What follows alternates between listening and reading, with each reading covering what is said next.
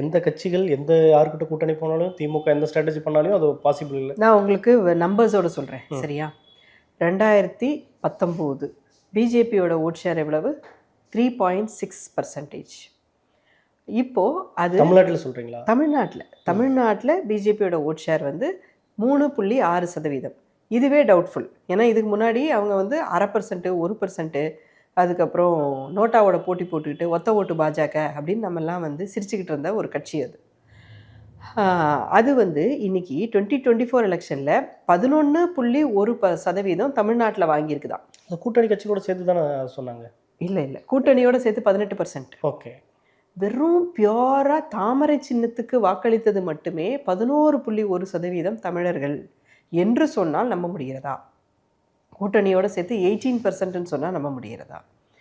ஏடிஎம்கே வந்து 23% vote share. அந்த அம்மா இறந்து போய் எத்தனை வருஷம் ஆச்சு? இதுக்கப்புறமும் அந்த அம்மாக்காகவே 23% பேர் ஓட்டு போடுறாங்களா அப்படிங்கிறது ஒரு பெரிய கேள்வி.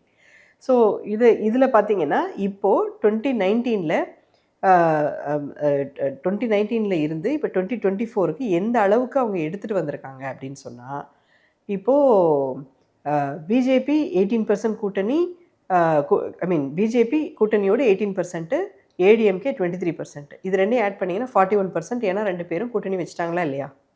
வச்சுட்டாங்க. 41%. ஸோ இந்த 41%ல் மெஜாரிட்டி ஃபேக் ஓட்ஸ்னு நான் சொல்கிறேன், சும்மா சொல்லலை. பூத்தாக போய் ஆக்சுவலாக ஓட்ஸ் எடுத்து பார்த்தீங்கன்னா ஃபேக் ஓட்ஸ் இருக்குது.